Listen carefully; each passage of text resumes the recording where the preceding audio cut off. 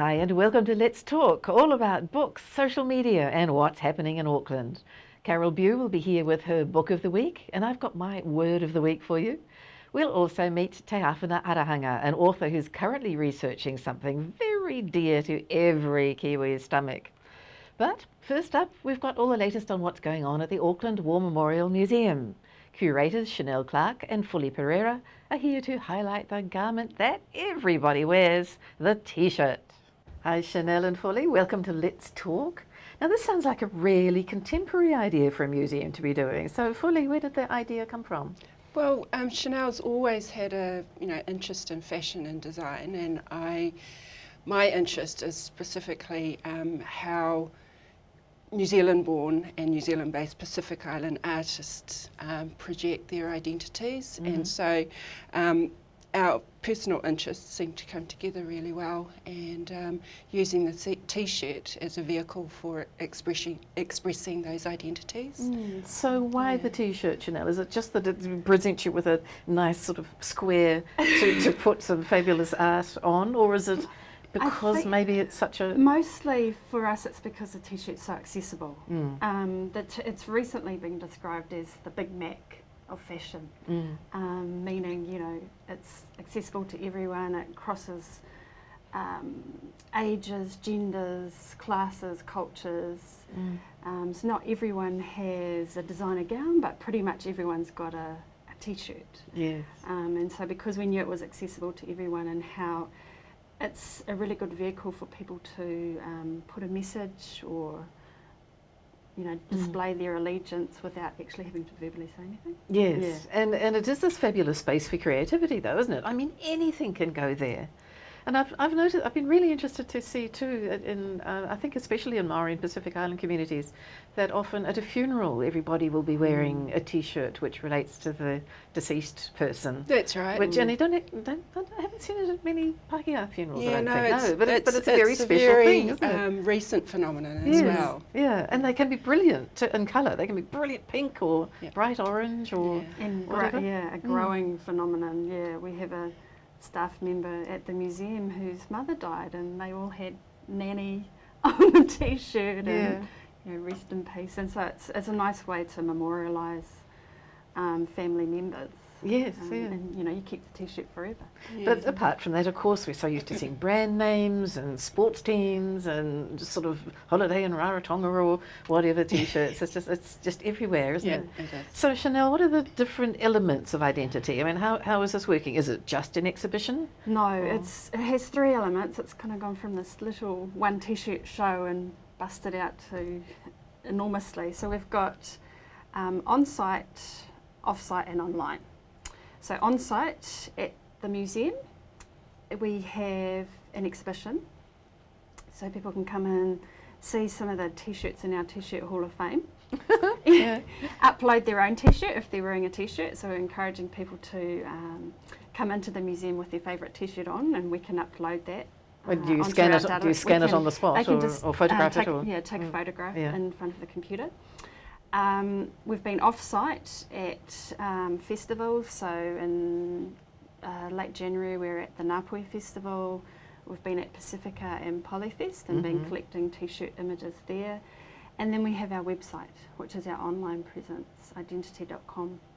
So people can actually from home take pictures of their favourite tees, clean out your drawers, clean out your wardrobes and load them up, and they come through onto the website. What fun. So we've already got about 180, I think. Yeah. So in the actual exhibition in the museum, do you have some vintage ones that are really interesting? We have some from the collection. The museum obviously has a small collection of T-shirts and it's ever growing. Our T-shirts are so quick, the messages coming through really, really quick. So we have a small amount from the collection, but we've had some sponsored, some very nice sponsors. I can't remember when the actual printed T-shirt craze began, really. I wonder how old it is. I'm not even sure about that. Interesting. So you've worked with lots of fascinating people, I gather, in putting this together. Yes, absolutely. some of those have come on board as sponsors. We've had T-shirt designers and producers come on board and sponsored some of the T-shirts for the exhibition. We've also have a great lineup for our public programs of guest practitioners and fashion commentators to guest blog on our website. Right. But we also have a young Samoan Māori AUT graduate in art and design called Janet Lilo. She created a documentary style video for us, which runs in the exhibition space as well as on the website, and she's turned out to be absolutely fantastic. She I think she's managed to capture this Kiwi characteristic of being quite laid back and easygoing, but also elicit an honesty and realism from everybody that she's interviewed and worked with as well. So Wow, yeah, she's turned out to be a great find for us. Yeah. And Chanel, is there any competitive element in this? Is there a best T-shirt competition or anything? There is a competition. There's the most voted T-shirt, so you can vote for the T-shirt you think's the best. The most voted for the month will win a prize, but we're also hoping to generate enthusiasm and get people uploading their T-shirts, so we'll be having a few other sort of maybe tribal wars or iwi wars or country wars going on the website, where we'll get people to kind of come on, upload, we've got lots of Ngāpuhi, haven't got any Tūhoi or whatever, so try and get things going like that. Because the best thing about T-shirt art is the humour component often, isn't it? I mean, the T-shirts that make you laugh, but also the ones that make you cringe as well. I mean, there are all sorts of ways. Those awful T-shirts that, my mummy went to Las Vegas and, oh no, stop printing those, Yep, so we get a lot of those. there's a lot of ideas that bubble away behind just what gets printed on people's chests, isn't there? Yeah. So what else is going on at the museum as well? We also have school holidays coming up, of course, so we have our Cluedo style exhibition, The Poisoners, which is a great family show, so bring the kids along to that. I believe that's great fun to take It's sort of great fun. primary We've sort of age taken children it, too. we've both taken our children through it, absolutely loved it, and for those of you that have been through it early on, please come back because the clues have changed. Yeah. Oh, okay. So you can do it again. And this is all about working out who did the poisoning. Yes, using New Zealand using clues, toxic and things. It's being populated with our own collections as well. So it's a fantastic exhibition. And then we also have coming up for the school holidays, finding the governor's treasures, the governor's gifts. So this is a trail through the museum to look through finding Sir George Grey's treasures throughout the museum. Yeah, so Sir George Grey was early Victorian governor of New Zealand, quite a controversial man in lots of ways, isn't it? But also a man who did have this immense collection of amazing things, didn't he? And as a city too, in terms of Auckland, have our public library is filled with his books, and the museum is filled with these objects. As well as the art gallery. And the art gallery, and it's been done in conjunction with those other so it's great that you three all work together to produce these wonderful shows for Aucklanders to enjoy. Yeah, I think this is our first endeavour as a collective, but I think it's, there must be room for lots more of that too. Yeah. Yes, excellent stuff. I'm surprised you're not actually here in your T-shirts today. Yes. Oh, I have my silver fern on. Oh, you do have a silver fern T-shirt on. Mine was a slightly controversial one, so I thought, maybe not best. Oh, it sounds like a fun show, Identi-Tee, at the Auckland Museum up on the hill there, looking out over the harbour, our favourite building in Auckland, I think. Yeah. Thank you so much, Chanel and Fuli, for coming in. Thank you, Lindsey.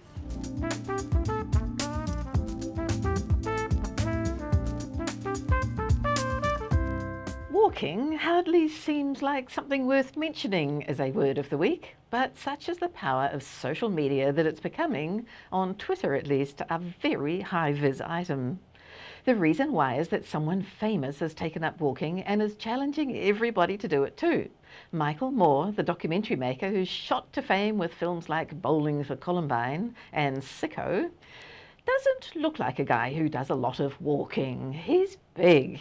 Not as big as Kim.com, but you know what I mean.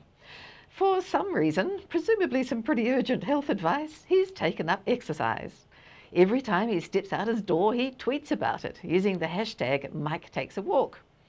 Now, Michael Moore has 1 million followers, you understand, and so when he gets a movement going, he really gets it going. Twitter is now seething with messages from people all over the world who are metaphorically with Michael as they stride out on their own footpaths, often sending him photos of their feet in sneakers, like this picture of mine. He's really keen for you to join in, so join Twitter and get walking. If he can do it, so can we. Joining me now is Te Awhana Arahanga, who will soon take up an 8-week residency at the Michael King Writers Centre. The old signalman's house up on the slopes of Mount Victoria, it's a great spot for writers to get away from their usual routine and really focus on their craft. Te Awhana is a researcher of stories about heritage, natural history and the Maori world, and is currently working on a social history of the meal most of us can't resist, fish and chips. Kia ora, Te Awhana. Welcome to Let's Talk. Thank It's you. great to have you here. Now, fish and chips. Do you think there's anybody in New Zealand who can resist fish and chips? Probably a child under the age of 6 months may fall into that category, but otherwise I think most New Zealanders would Or somebody love- on a weight loss binge. Someone who's doing Jenny Craig, yeah. Now, how did this come about that you should research this interesting topic? Because a friend of mine took his children to Mission Bay to take them out for a Friday night along the beach and to get fish and chips. And after the beach walk, they walked towards a fish and chip shop and he said, what would they like? And they said, sushi, please. So when he told me that, I was a bit flummoxed and thought, is this just an Auckland thing or is it happening all over New Zealand? And I got a little bit concerned. Well, sushi's so hot, isn't it? Yes. And so why were you concerned?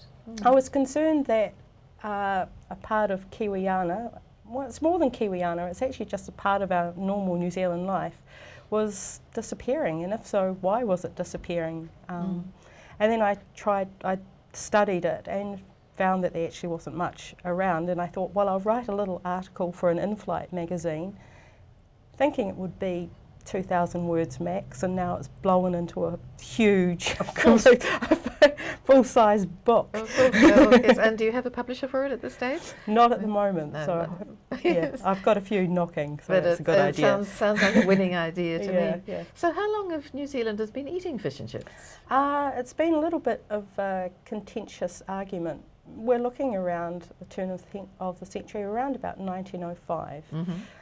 Because it's really a British idea, isn't it? Yeah, well, people like to think it's a British idea, but it was actually created by the Jewish community in Holland around about 1820, 1830. Okay. And it moved on from Holland to France to England, and there are huge debates over, who made the first fish and chip shop. Was there a particular reason why the Jewish community should have taken it up? There was the question of the potatoes. They had access to potatoes and the fish, and they liked having it completely separate from each other, so fish was battered. Very similar to the Cornish pasties, which were taken into the mine and wrapped in pastry. Right. In this case, it was fish wrapped in batter, so they could go off and have this meal without actually dirtying the fish. Okay, so it was kind of a working man's, Definitely a working person's man's meal. Yes. So when it travelled to England, it definitely became the working class families who enjoyed it the most or took it on the most. And have you been able to find out where it was first prepared on the shores of this country? Huge arguments. Greymouth at the moment looks like it could be the first place in 1905, 1906. But Invercargill is also in that same era. I tend to think Greymouth, just because to make fish and chips you need a huge cauldron of fat, and to get that fat boiling you need coal. Greymouth has great access to coal, so that's why I'm thinking maybe Greymouth. Gosh, can But you imagine a fish and chip shop then? I mean, the heat in it and the blazing furnace and the seething fat. There must have been some terrible accidents. Yes, wasn't there were some terrible accidents. But the technology of that time, it's just an artwork in itself. And was the particular fish which was enjoyed most in the old days, do you think? Or Well, it was difficult when you look when the Europeans first came to New Zealand. And I think this is why it took so long, because in England it was around 1850 to 1860 that they think the first fish and chips were made. And from 1850 to 1906, historically is quite a long time. And a lot went on in that time. yeah, well, they think the main reason that the fish and chips didn't take off, or battering fish in New Zealand didn't take off immediately, was when Europeans came to New Zealand, they were very slightly concerned about eating what the natives ate, Right. which may sound really unusual, but when you think about when we go to India, we think the same thing. So it's not an unusual thing to think. So when they came to New Zealand, they at that time were still importing salted cod instead of going down to the local, down to the beach and grabbing. So it took a while for them to understand that they could actually eat the fish. Eat fresh fish. Yeah, Good that's heavens. right. Isn't that amazing?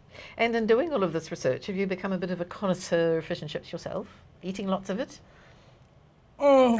My ex-partner did say to me, you're going to have to lose weight. And I said to him, why is that? He said, well, if you're writing a book on fish and chips and they'll see you, overweight, and they'll all say, we know what you've been doing. So, yes, I do love fish and chips. A particular fish? I don't really have a particular fish, although I'm quite partial to hapuku. Yeah. And so what's the hallmarks of a great fish and chip meal? I think that's highly debatable, and if I said one, I know I'll have somebody knocking on the door immediately saying something completely different. I think it's too personal. I think everybody has a way that they like their fish done or their chips done, and honestly, I could walk down the road and everyone I go past will tell me somewhere completely different, and that's the next person will actually go, no, don't go to that one, that's terrible. So there's too many favourables. Is there any way of knowing how many good old-fashioned fish and chip shops there are in New Zealand? Oh, sadly, they're disappearing. I'm Not being taken over by the fast food places and things? well. And the sushi bars? Well, yeah, for me, at the moment, I'm concentrating on those pure fish and chip shops where you may get a hamburger.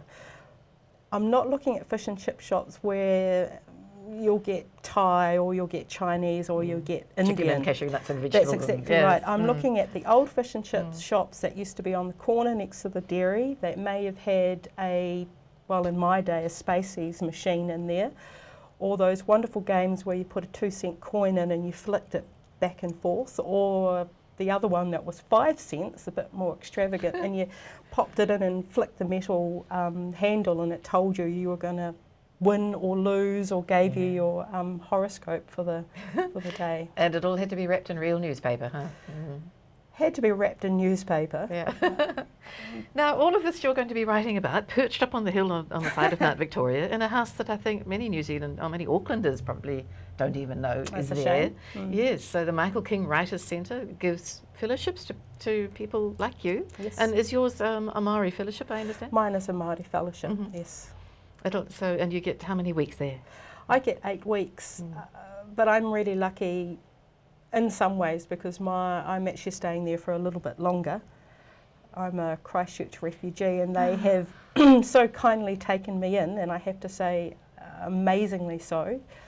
I didn't really realise how slightly psychologically damaged I was when I arrived in Auckland, and I still jump when I feel the building move or there's or a loud heavy noise. truck goes past or something. So I'm incredibly grateful to the Michael King Centre for taking me in. Was your own home in Christchurch destroyed, or will it have to be demolished? Or? It's at the moment nobody can live in it. Yes, I did lose my home, but I'm one of the lucky ones. I managed to walk away from it, and so you're a Cantabrian through and through, I guess. So how was it in Auckland? I find it incredibly difficult. When I first moved here, I've been an advocate for anti-Auckland for quite a long time while I lived in Christchurch. Giving Auckland quite a bit of a hard time, but that's a favourite pastime of Cantabrians. Those dark people north of the Bombay Hills. Yeah, that's exactly right, yeah.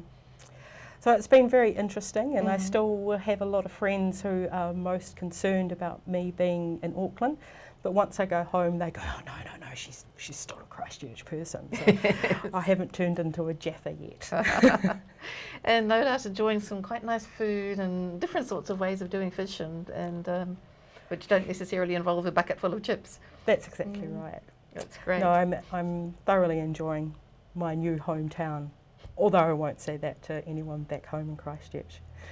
And just to go back to the fish and chips thing, what do you think's the perfect garnish? Is it just a squeeze of lemon juice, or how about the tartare sauce community? Oh, honestly, this is another chapter in itself. Different countries. In Scotland, you get what you call the brown sauce, which is actually the sauce that you get from pickled onions, and they like to pour that over their fish and chips. Wow. There's That's also gotta be very tart and vinegary. very. But there's also lemon pepper, which has become a particular favourite of Australians and New Zealanders. There's plain vinegar, tomato sauce, which a wee plug for Watties, has to be Watties sauce. You don't know how many people have told me, no, it has to be Watties tomato sauce. And there's tartare sauce. So it depends on which country you come from, but the wedge of lemon has definitely become a favourite of most countries, I have to say. Great stuff. Thank you so much, Daya, for that. That's all right. It seems you can't go wrong on YouTube by uploading a funny cat video. Post a picture of any ordinary kitty looking cute and it'll get 1 million views in no time. Cats also star in this award-winning commercial from the UK for a brand of milk called Cravendale. Even if you don't like cats, trust me, it'll make you smile. Why do cats stare when you're pouring milk?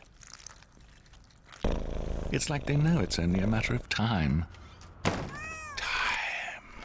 The only thing between them and opposable thumbs. Imagine that. Cats with thumbs.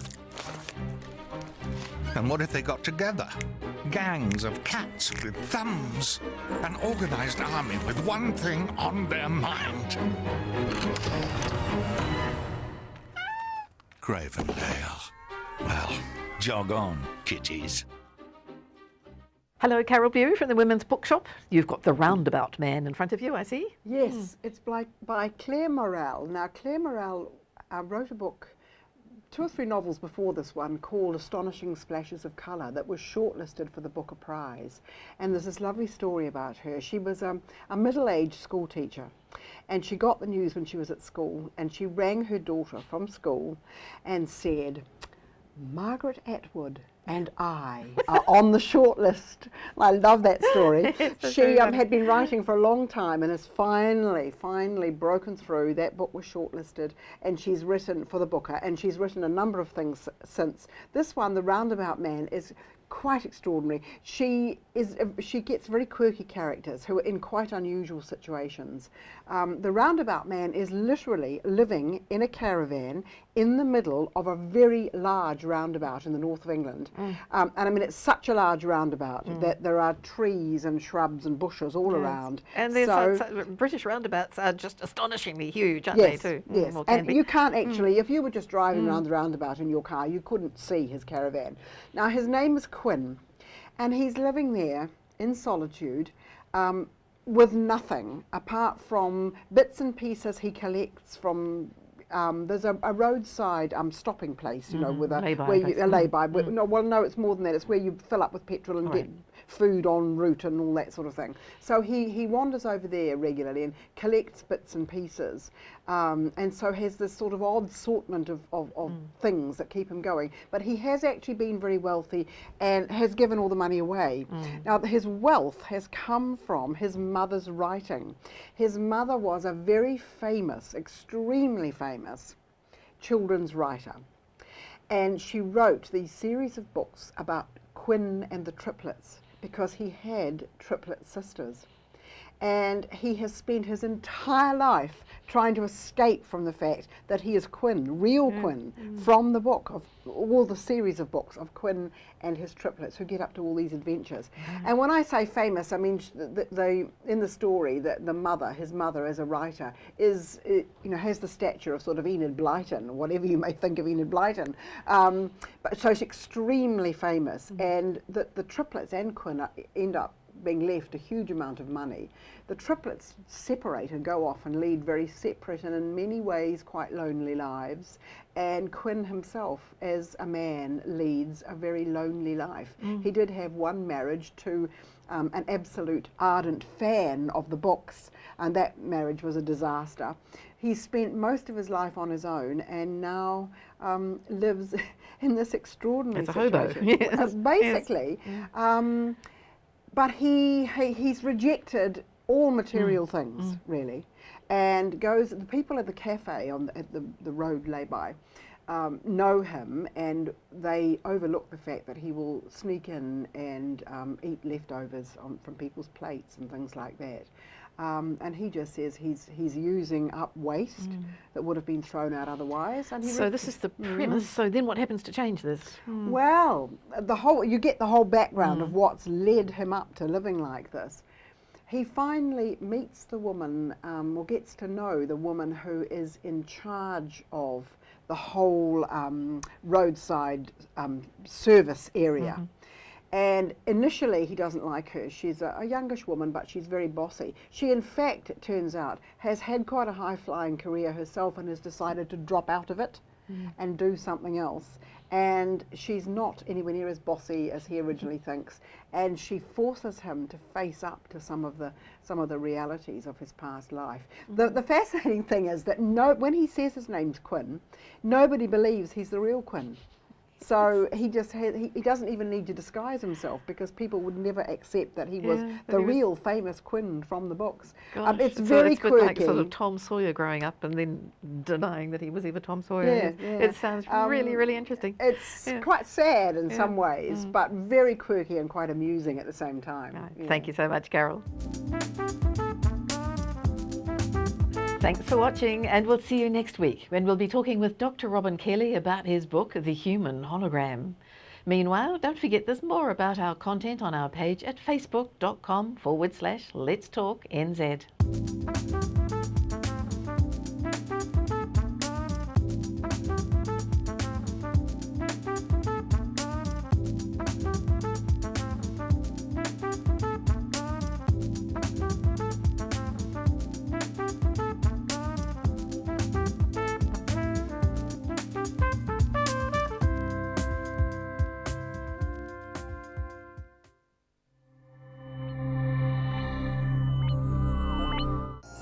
Supporting local content so you can see more of New Zealand on air.